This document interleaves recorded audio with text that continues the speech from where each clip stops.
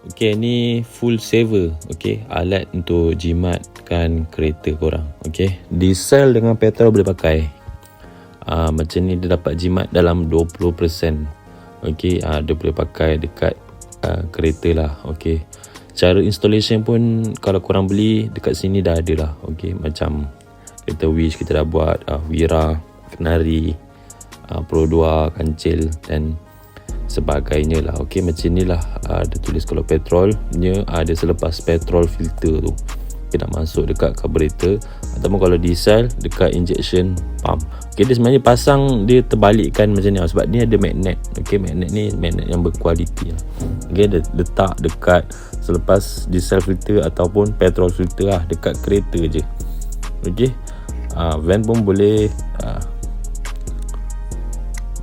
Ni magnet. Okay, dia kalau macam ni dia lekat lah, tapi dia kena terbalikkan. Okay, cara pasang dia. So kalau korang berminat dengan benda ni, nak jimatkan korang punya kereta, korang boleh tekan kat beg kuning lah.